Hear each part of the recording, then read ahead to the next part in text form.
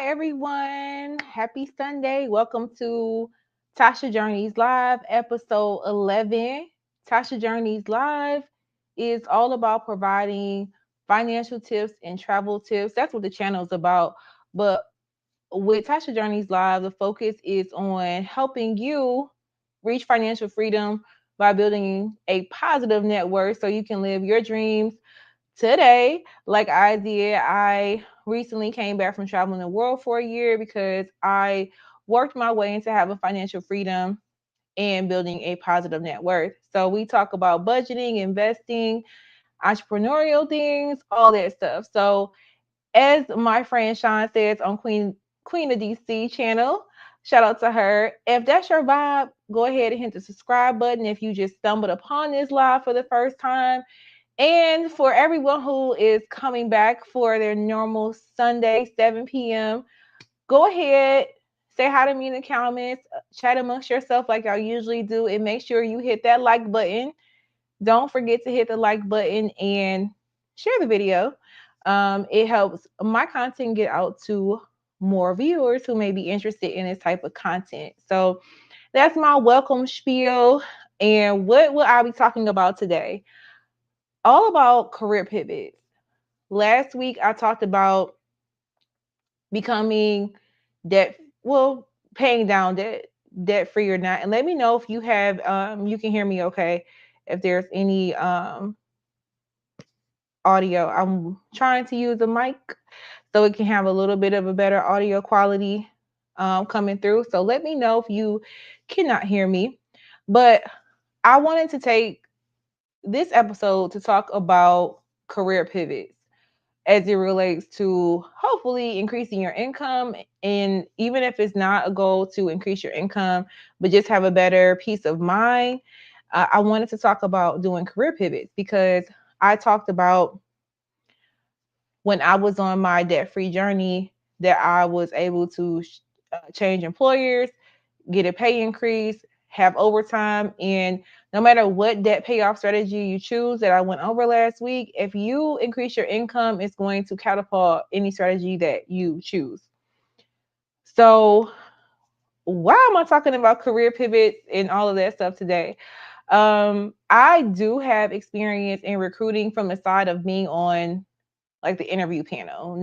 I don't have a background in HR at all, but HR needs to work with the departments that are hiring. And so I have extensive experience with interviewing and recruiting like on campus with undergraduates and people who get their masters to come into the business world from a corporate perspective. And believe it or not, my friends talk to me more about they want career advice and talk to me more about careers than anything. They don't talk to me about money that often because I do tell people like, look, I do not want to talk about money and investing like when I'm not on the clock. Uh, to do that, you can book a consult with me and all of that, but I'm not trying to talk about your financial situation over brunch. That's not how I like to relax. I don't really like to relax talking about careers either, but it is a topic that constantly comes up, and it has come up for quite some time amongst my peer group. So I decided, let me share my little bit of expertise in this arena, especially if you are at the point where you're like, I think I need to maybe do something else in my career or just look for a new employer. We are at that time of year where year-end reviews are coming out from 2023. So some of you may not be happy with your year-end rating. You may not be happy with your raise that's coming up. March, April is the merit time. So you may be like, it's time for me to check up the deuces. So I will be going over some resume tips, networking tips, and just things to consider when making a career pivot. But I just wanted to give a little bit of background on my experience in recruiting and interviewing before going into all of the details. So, are you feeling stuck in your career?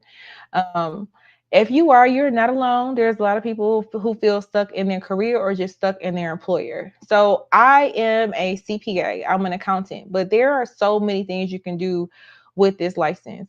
I could be in tax, I could work corporate accounting, I could work in forensic accounting. I'm not going to go down the list, but there is a lot of options. And when I first started my career, I was stuck in this one area of accounting.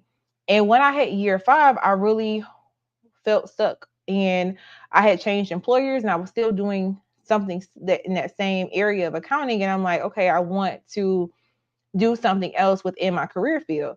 But luckily for me, I was really good at what I did. It was a double edged sword where I really felt stuck in that area because even when I applied for other positions at companies, they would be like, oh, you qualify for this, but we have an opening in this area that you are already doing. And I'm like, I don't want to do what I'm already doing. That's why I applied for something different. So if that's you, I've definitely been there before, and I'll share with you what I did to get out of that. So let me see. I'm seeing some comments come through. Hey, happy birthday, everyone! Wish my auntie happy birthday in the comments. Joining live, I already text you, but hopefully you are enjoying your birthday. And hey, Tasha, and of course the OGs on here. Hello, hello, Tanya, and just feeling stuck or whatever. So what I recommend people do, and I actually had career coaching. I decided to hire a career coach to do a pivot, and I really feel like I wasted my money because I just wasn't satisfied. And a lot of that had to do with just how the process was set up. I like in hindsight, I didn't ask enough questions with her, but the stuff I'm going to go over, I'm like, I already knew with talking with my friends. I do have a few friends that work in HR, and I'm like, she didn't really provide a whole lot of value. But I always tell people to look up what their desired salary and position is. So, for example, I'm not going to use an accounting standpoint. Let's say you work in education or you work in the healthcare field. And if you work in education, maybe you are a teacher and you're like, I don't really want to be an elementary teacher. I maybe want to be in administration. But I don't really want to be like a disciplinarian. I don't want to be a principal, but you don't know what to do. I always tell people to like just Google various careers in education if you are stuck. If you are in education, you have your degree, contact your career and development office of your alumni of your school that you graduated from, because that's not just there for when you are a student. It's open for you after you graduate as well to think about careers that you can explore within education or within healthcare. And that's the first tip for that. But you can also just Google uh, some positions, or if you don't know the position, like I said, you could start with going to your career center at your former college. But you can just Google high paying positions in education to get your brain rolling. um, and then from there start looking up those specific positions and what those salaries are. And if you're like, you know what, I don't want to do anything in education, you want to do complete career pivot. I'll be talking about that, actually changing careers, not changing the position in within your field, but actually changing careers. I'll be talking about that too. But look up what you may qualify for or what those positions are, what you will be working towards getting. Because a lot of times, like when I talk to my friends or family, they automatically think I'm going to go get a degree. If they have their bachelor's degree, they're like, I'm going to go get my master's degree and I'm going to make more money.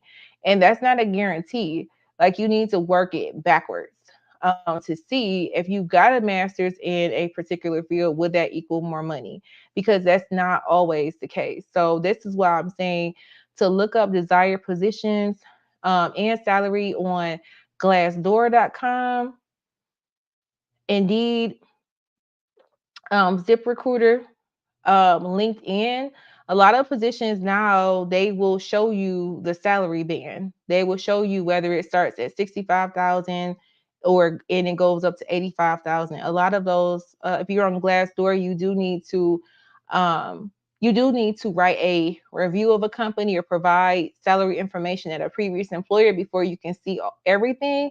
But I really recommend Glassdoor.com. Indeed is okay. LinkedIn, those are some places where you can see what is my market value, or what are some positions that I may be considering. Thank you everyone for wishing my auntie happy birthday. Listen, those do be some lies on platforms with the with certain positions, I would say. Luckily for me, like it has been on point with the range. With Tasha, is that on Glassdoor, pay scale? Like what site, or you feel like all the sites give misinformation? But I do think it's a good starting point to kind of see where your value is. Now, some of these companies, I would say where I find the companies that are usually off target or whatever are not the like bigger companies. I feel like if the pay scale is reported for the bigger companies, they're on more par where the range falls. But let me know. Let me know, Tasha. I was laughing because if I see 60 to 75K and then they start at low 40, I'm gonna be mad. I'm gonna be real mad. So let me know. If you're just joining, make sure you hit that like button for me and that share button. We're talking about career pivots and all of that. So once you figure out the positions or you start doing that research, I suggest that you look at 5 role descriptions of your desired position or salary. And the reason why I'm saying that is to see if you even qualify for it now. When I have this conversation with my friends, they don't even do this step, and it's just automatic. Like, okay, I'm going to go get a master's, or I'm going to go get a certification, and boom, all the job offers are going to line up for me. See if you qualify already for the next step in your career field. You could qualify with the experience. But it's good to compare and look at the different descriptions and salaries to see where are the gaps, where are the skill gaps. So Excel is my favorite. Microsoft Excel, a lot of things with Power BI, data visualization is really popular right now. Whether you are in education, accounting, finance, this is becoming the way of the world, because there's going to be some administrative tasks that are going to involve um, these systems, right? So I can tell you right now, if you do anything with any administrative task, that will be a plus, right? So you may see all this extra systems you don't know, you're not aware of, or they may want you to be like present more and you don't have experience presenting and just different things like that. But it's important to do the research on your own to see where the gaps are for a position you may consider applying for before just going and jumping right in and saying I'm going to get more debt to make more money. Um, Indeed, I will say this. Indeed is like whoa. Glassdoor, I do feel like is really good. Where I haven't really found too many things to be way off. When talking to recruiters, like when doing various job search, they tend to be on target. And LinkedIn, when LinkedIn posts at their range, I don't find it to be too much of a discrepancy there. But yeah, indeed, I would just say we having a lot of job scam postings, and if Google jobs as well. So just be aware of that too. If you see a position, I always like to go to that employer site. So if I see something for GM, a position on Indeed, and it's like, okay, it's showing that it's GM, it should be a link for me to click and go see it on that employer site, because there are a lot of scams, unfortunately, with job scams and all of that. But I really recommend that you research 5 role descriptions to see if you qualify for it. So if you're in healthcare and you are a nurse assistant, you probably know what it would take to be an RN, right? Because you're in that field. But what if there's like some administrative role that you can do with a higher pay that doesn't require the requirements of a nurse? And I had a friend that did a pivot to more of like a logistical side of things in healthcare that paid more. And she was able to make that pivot because she did have a bachelor's degree. While she was missing some of the other things, She wasn't a nurse assistant. She was something else. I can't remember, but she thought it was way off. But she started doing research to see like, okay, what else could she do, because she didn't want to be customer facing. She didn't want to deal with people as much, but make more money in more of an administrative role. So it's really important to not count yourself out of positions to make more money, because you may qualify for things you're not even aware of unless you do this type of research. So let me know if you have started that, if you have any specific questions on that. And again, I'm talking about this because I'll be talking about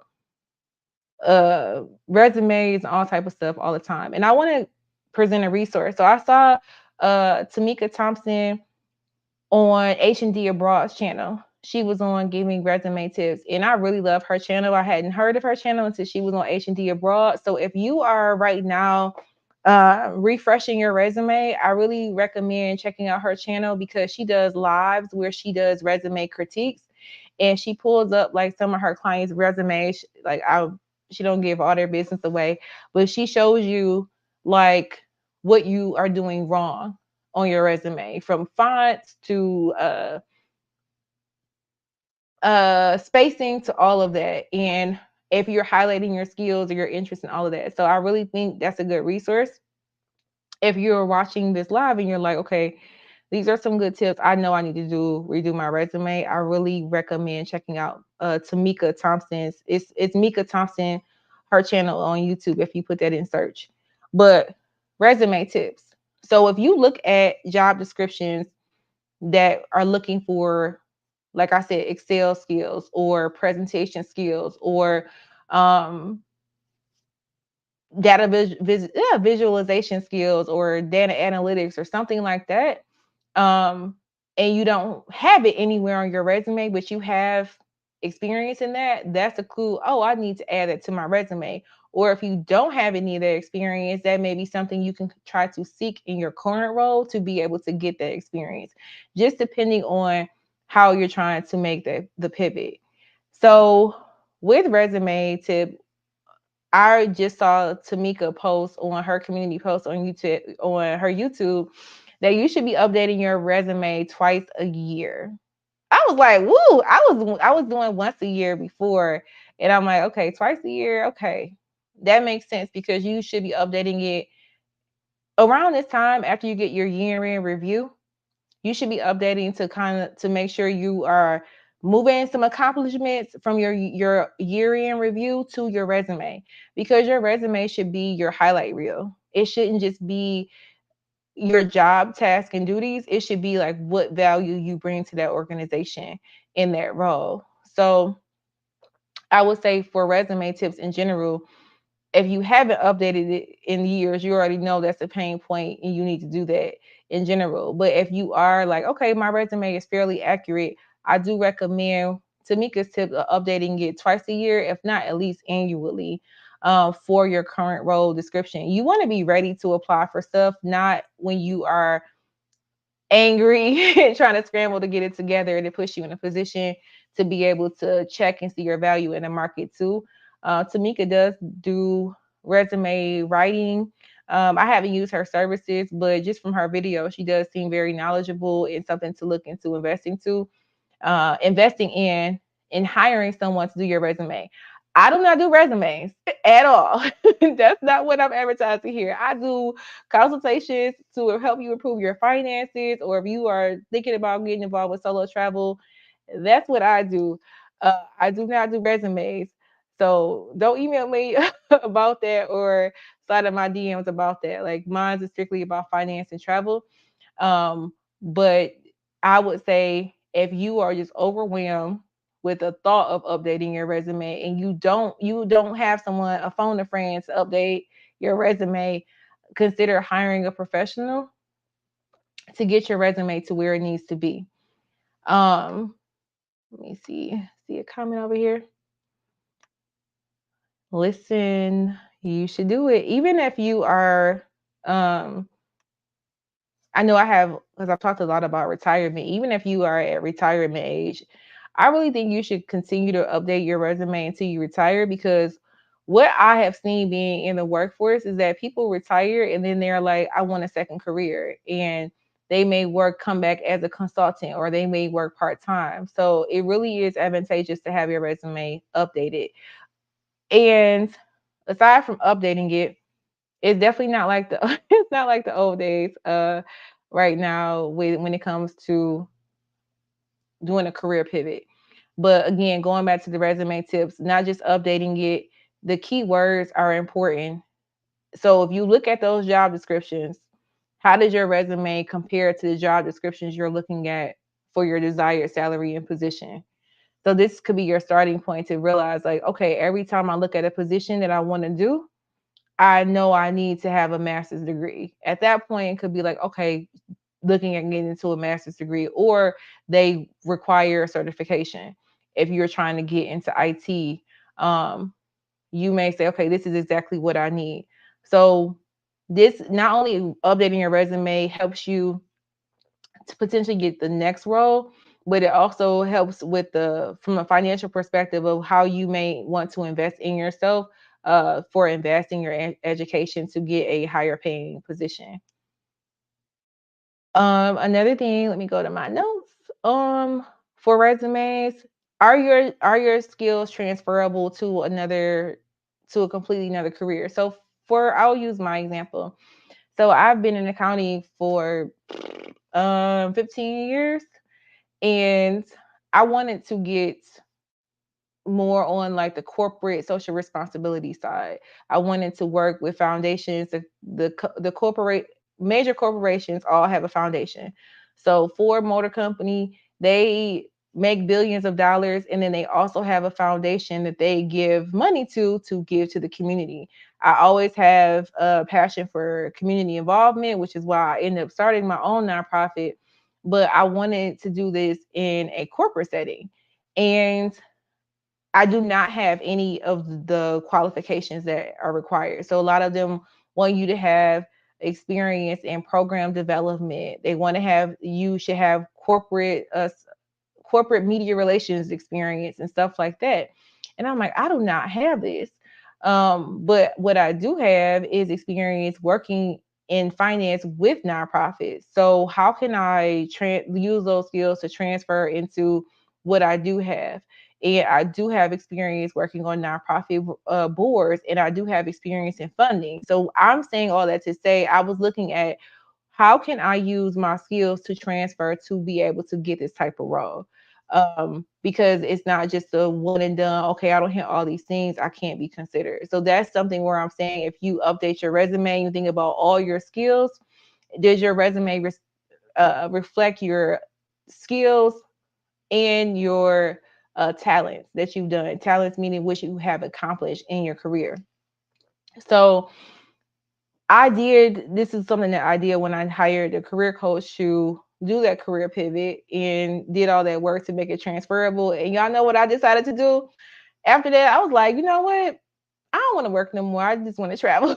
I just quit. So I did all of that essentially for nothing. But I will say that I did apply, and I did get some callbacks, but I didn't do anything with it because I'm like, you know what? I just don't want to do this. Like, I want to do this eventually when I come back, but I just really want to take a sabbatical. Just the thought of interviewing, my mind just wasn't there. And I'm like, I know I have this money to be able to do it. And after doing all of that, hiring that person to do that, I'm like, this was a waste of my time. Not only because I didn't feel like you provided real value, but also because I'm about to go take a sabbatical. So that may not be the best example to provide, but in that story I just told y'all, I was able to see how I may not have all the experience in the different departments, but I do have well-rounded experience. I need to get that on my resume to be able to fit that job description. So that's why I was saying updating your resume is important. And then even if you don't have it in your budget to hire someone to redo your resume right now, you can talk with people at your job, just about like, hey, what skills or like, or talents or whatever do you have like on your resume or whatever. Just have that conversation only with people you trust, because if they may be blurting out you updating your resume. But I did have that conversation with people I work with as far as like, what did they have for their skills on there? Did they list the different systems that we worked with? Like, what did they have on there? That was conversations that I was having. So again, make sure your resume is updated. Don't wait till you are like me, mad, and miserable and ready to quit. But this is something to help you prepare to hopefully make more money by looking at positions that are at a higher salary and see how you compare. Thank y'all for coming in and wishing my auntie a happy birthday. All right, let me get on to my next point on here, which is I'm gonna come back to that. Networking internally and externally. I personally, whenever I hear network, I'm like, oh, this is about to be a whole bunch of fake conversations that go nowhere. That can be true, but for me, it actually wasn't. So for me to get out of like how I said in the beginning of the live, I was in accounting, I was in my career, but I was stuck doing an area of accounting. I was like, I feel like I've mastered this. I want to move on, but I couldn't get out.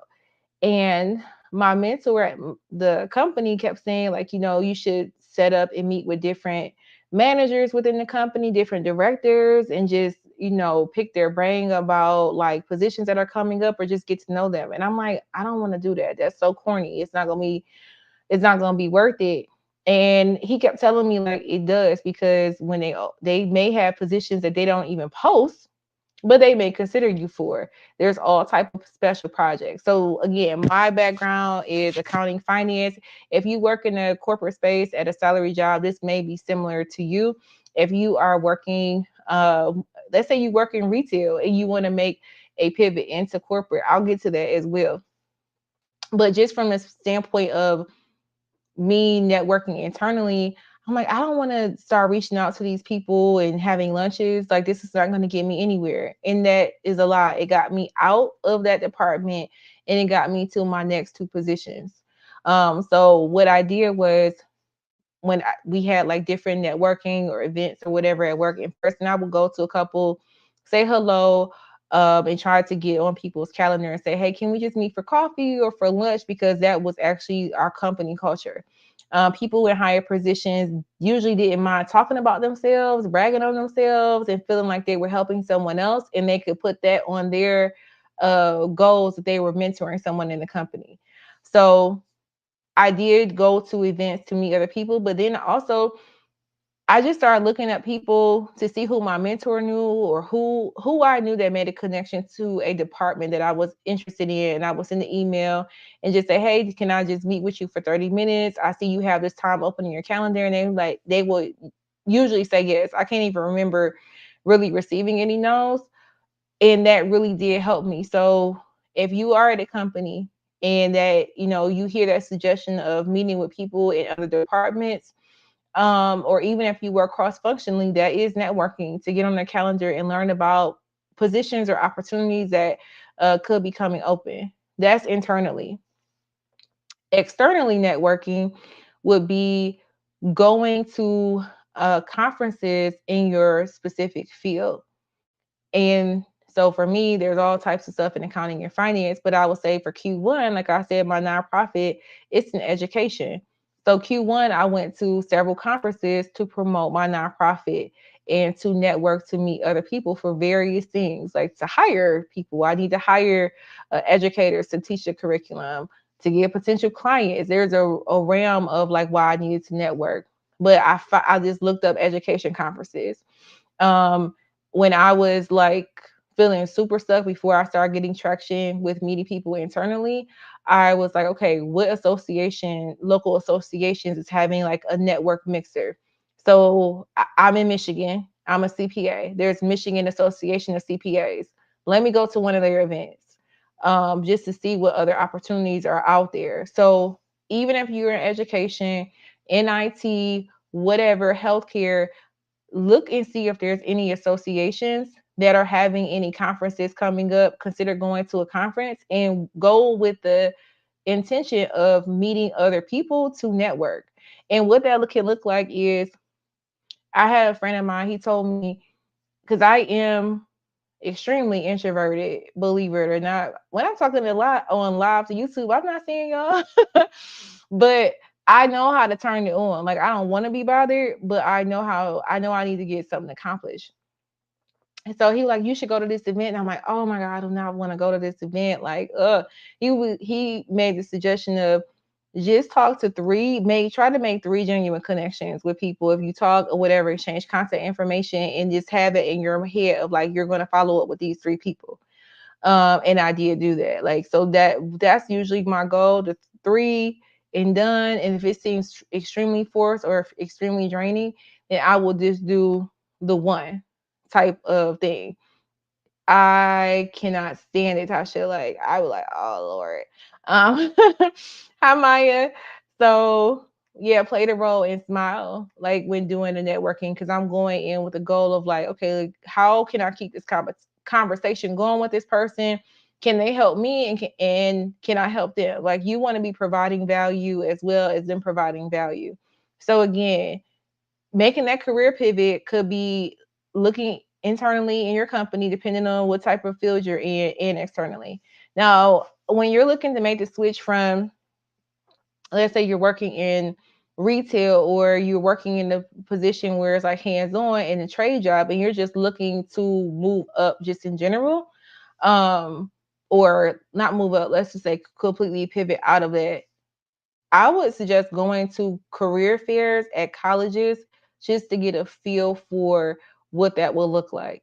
So I know this may sound a little bit weird, but um, stick with me. Going to career fairs, even if you don't go to that school, if it's advertised publicly, you can talk to companies and just ask them about different positions you saw or a career you're thinking about pivoting into. You can say, I'm enrolling in the fall or the spring. I saw this advertised and you can bring your resume with you and just see like, hey, like how would I fit in this role that you were eyeing, or ask them about positions and what they're looking for, right? So this is something you're doing before paying money to get a degree somewhere. But this is a form of networking if you're trying to do a career pivot. It's more than looking up role descriptions. You've done that work, you've highlighted your skills of how it ties to that position you're looking at. But going to career fairs, I would say on college campuses versus just the general career fairs, because those tend to be a complete waste. I'm not even gonna lie.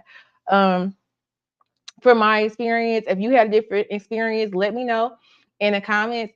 But sometimes career fairs, the general ones that are just open to the public, it's just like booth after booth, and they tell you to apply online, and it's like, okay, I could have did that without coming here.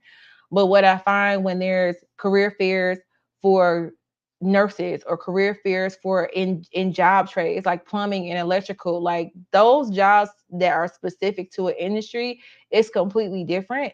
And the people there are more willing to engage with you and not just collect resumes and tell you to apply online. So that's why I am suggesting the the idea of going to a career fair or at a college campus, whether it's for at a master's level or a trade skill at a trade school level. If you're going to a trade school, and you're thinking about getting into the trades, and even if this doesn't apply to you and you have grown children, this is something you can be telling them if they're trying to make more money. And they're feeling stuck. They don't have a career yet, but they're just trying to figure out ways to increase their income. This is something that they could be doing as well. And then let me go to the certification or degree.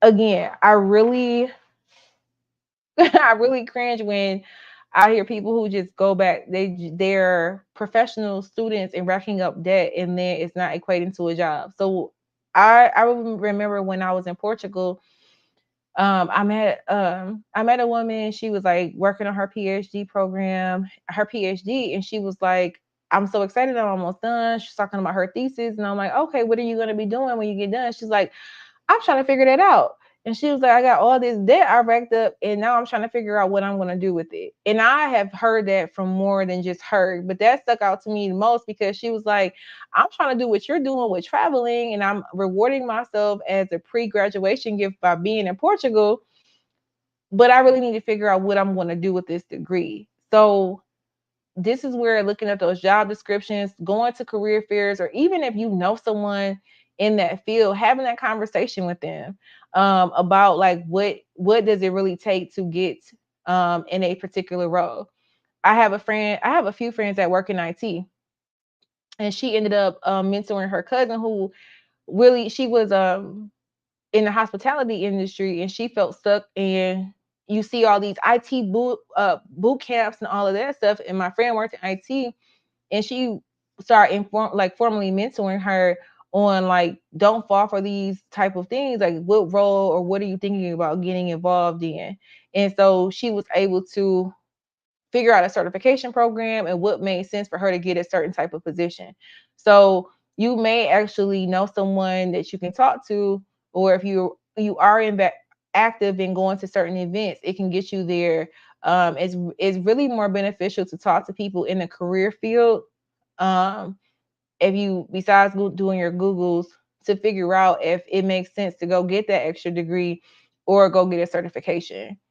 And when you go to career fairs, you can ask about certifications from what schools, what do they consider to be like more reputable, before just going to get it. Because I really get frustrated because I grew up low income, and a lot of marketing is when you're low income in an environment, if you get your education, you're gonna make a lot of money. And that is not a that is a there's a correlation between there, but that's not a direct cause and effect. And it continues after people get their bachelor's degree. So that's why I'm really advising you, especially if you already have your bachelor's degree, to get to that next pay scale. Can you get there with a certification, or do you need to actually get a degree? So let me know if that makes any sense. I'm gonna make sure go back to my notes really quickly. And I did not forget the debt payoff video is going to be posted on Sunday. It's going to be a tutorial of like building out a debt snowball. So I'll have that on this Friday before the next live that I have coming up. So I talked about the job description, salary ranges. I think I covered everything. Let me just go scroll through here one more time. I hit everything. So unless y'all have any specific questions, I'm gonna go to the comments. I may just end up hopping off before. Well, no, I want to tell y'all like what I didn't like um about, like I've been pumping like Tamika. Let me put her information on here too. One more time. Like her YouTube channel is really helpful. But what I didn't like about the person that I hired was I had hired a resume writer before, basically to revamp my resume. And I got frustrated because if we're having a call, I don't want to have to rewrite everything I told you. If I'm gonna do that, I could write my resume. I don't care if you break it out in a template of like task, accomplishment, or whatever. Like I'm writing my resume. And I was very clear with this coach that I had was I don't have time to do all of that. Like, so I would rather you able to update my resume based on conversations. We had recorded Zoom calls because I don't want to do that. I don't want to fill out until she's like, oh no, that's not how our process works. It was a questionnaire, and it was time consuming, and it basically answered all the questions to be able to put it in the resume. So I was very, very, very frustrated with that whole thing.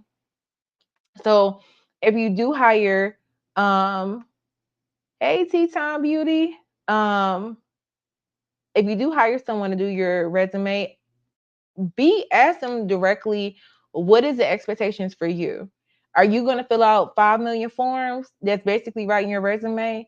Are you filling out templates, or is it just going to be a conversation based on your experience and you providing them your performance reviews and them writing your resume that way?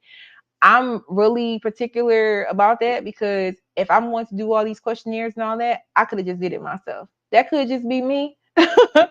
But just make sure before you hire a resume writer, ask them what the expectation is of you as far as the time commitment, and do you have to do a million questionnaires or templates and all of that. All right, let me see. And now certifications. Mm-hmm, mm-mm-mm. Yes, I do agree. Like that is so important to ask. Like where I was recommending going to career fairs and talking to recruiters, understanding the certifications. If you see it required on a job posting or talking to people in that field specifically in IT, understand what is required. Um, Microsoft, like Microsoft certifications and like Excel or Word and all that, that doesn't matter. I don't know about Java and all of that. I'm not in IT to say what certifications matter, but it's really important to do your research before signing up for a certification. And the best way is if you can ask the recruiters or ask someone who actually works in that field to get clarity on it. So thank you, Tasha. We on the same wavelength of not these fake combos and the sites not to go like you can take it with a grain of salt with going to Indeed or pay scale, but LinkedIn. I didn't really talk about LinkedIn a whole lot. LinkedIn, yeah, I have a love-hate relationship with LinkedIn, but it is helpful sometimes when making a career pivot. If you're not familiar with LinkedIn, it's just Facebook for professionals, which makes me cringe. But it's important to have a well done LinkedIn page. And so when I hired this person, they were supposed to refresh my LinkedIn as well, my LinkedIn profile. And I think that when I recommended Tamika, I think that's a service that she may provide as well. But it's really advantageous to have a LinkedIn profile because a lot of job applications, if you're trying to make a career pivot, will request your LinkedIn profile page, and your LinkedIn profile should not be a copy and paste of your resume. It should just be a couple highlights or whatever, but you don't want your resume floating around, full resume floating around. People will be copying and pasting and stealing your resume. I don't know if you care about that, but that's just something to consider. You should be highlight real, very vague. Um, and that's why they should inquire with you. Recruiters do look at LinkedIn profiles, and I have gotten DMs about positions that I didn't apply for just because of how I have my LinkedIn set up. So LinkedIn videos, you should definitely check those out. I'm gonna drop Tamika's her YouTube link in the comments section, but I recommend that you look at some LinkedIn videos on how to update to make your LinkedIn more appealing. And when I was just talking about LinkedIn, I had a thought, but it just escaped me. Crap. That's a video going live. It was something about LinkedIn, but professional recruiter. So if you work in IT, accounting, and I think engineering, like headhunters are a thing. I think headhunters may be a thing even in the education space, but having a professional recruiter look at your resume, like that's their job to place you. So it may be advantageous. So like manpower, um, creative solutions, I'm trying to think of some other headhunters like, but if you were in those fields, if you apply for a position on, I'm putting it in the chat, manpower, a creative. So if you're watching on a replay, go to the live chat. Um, to see what I'm putting in. Like these are professional recruiting firms and they can look at your resume. And sometimes if you have a really good recruiter, they'll tweak your resume for you and present you to positions. So it makes the job search a little bit easier. And I recommend these type of companies if you're pivoting in your actual career field, not if you're trying to make a career pivot switch. That's not going to be advantageous. They're working with professionals who have experience because they get paid based on placing people. Yeah, manpower still exists. They still out here in these in these streets. And they are active. Like I have friends that have gotten in place really using manpower. Manpower, let me say this again. We experience like I think Manpower bought Experience, which was a more reputable like professional recruiting firm, but they're like combined now, and people are still hiring them. Like I have a friend who like I don't know if she accepted it, but she has been like working with recruiters, and they presented her and they had gave her some good opportunities. And so when you're working with those type of like professional recruiters, they do the work for you to make a pivot into a higher paying position. They get paid off that. I'm not trying to blow me up about Manpower. Look, yes, it does. It still exists. I think I'm gonna put Experience and Manpower are the same now. I think. So I think that's a company. So yeah, they are. Yeah, LinkedIn is phony because I just I just be like, I know y'all can't be this excited about your company. Maybe I'm just being jaded, but I'm like, come on now. Like, I'm so excited to announce, and it's just like a brag fest about what you're doing at work. And it's really like, I'm so happy to be at this unique opportunity. But it's just like, okay, y'all, we get it. You love your job. And then like everyone responding, and yeah. I have a friend who works in HR. I don't see her on live, but even if she is, she ain't gotta call herself out. But she works in HR, and she was becoming a little bit more active on LinkedIn. And somebody in her department was like, "Oh, I see you are more active on LinkedIn. Are you looking for a position?" Because usually people who are posting on LinkedIn a lot, they show up in the algorithm, they become recommended to recruiters looking for people. So that's why you'll see a lot of people on LinkedIn showing their great opportunities, their great announcements, all of that. And it's just like, I can't do it. It's so fake. It gets on my nerves. So I definitely agree with you there. Oh, yeah. I just be like, okay, LinkedIn, I get it. But I will say, sometimes it do work out because some recruiters do slide in your DMs that be legit recruiters, and they will tell you the salary range for positions as well. And I will say that when recruiters give you a salary range, I have an experience where they've been off because they need to get paid off of that. So if they say the salary range is between 90 and 115K, that's the salary range it is. And they try to get you at the higher because they're getting a percentage off of your salary as their payment. That's how they get paid. But yeah, that's one thing I didn't have in my notes, but I thought of as I was talking is professional recruiters. So if you're not aware, those I did name those. You can go to the chat. What you can do to get in touch with recruiters, you can just search them up on LinkedIn and connect with them. And they already know what you're connecting for. They don't care. They gonna accept your request if you work in their field or whatever. And you can just message them and say, hey, you're looking for opportunities, and start a dialogue there. Or you can go to those sites that I mentioned and just upload your resume, and a recruiter will probably reach out to you. So that is a really great way. I did use creative solutions to make a pivot and get a lot more money and a nice signing bonus. And I didn't have to do all the work of actually searching for a job. They were just presenting opportunities to me, and I was just like, no, no, ooh, I like this salary. So again, if you're just starting off in your professional career and you're not really aware of that, that's something to consider in IT. If you're attorney, that type of thing, those things do exist. And again, parents who are watching, grown kids, grown grandkids, I really suggest that you, if they're complaining about being stuck in a career field and all of that, share some of the things that you learned on this live, and what salary are they trying to make. A lot of young people don't even know what salary means. They're just like, I want to make more money. Okay, do you want to make 50,000 a year, $80,000 a year? They're gonna say it don't matter. I just want to make more money. Okay, then it's the whole going through the looking at positions. What do you qualify for? Where are the gaps, and how do you fit it in?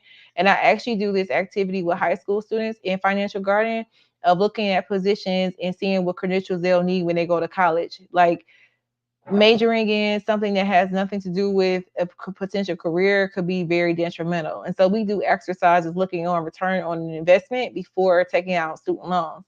So that is another exercise. Even if you have kids in college, that is something that you should be talking to them about, because there are so many college kids who graduate without a clue, and then they're hit with reality like, oh my God, I can't find a job, and so I'm going to work a job where a degree is not required. So help them out, help them along the way. Hopefully this live was helpful for you. I don't see any more questions. Well, I see no questions from y'all. So y'all must knew everything here. Or comments. I want to see if I can get Tamika on to talk a little bit more about resumes and keyword search, because that is her lane. I'm just sharing from the standpoint of talking about this all the time with my friends. So if there's no other comments, I will see y'all next Sunday. I forgot what I'll be talking about, but it's already posted. I already scheduled out my next lives for the next few weeks. So I will see y'all next Sunday. Bye bye.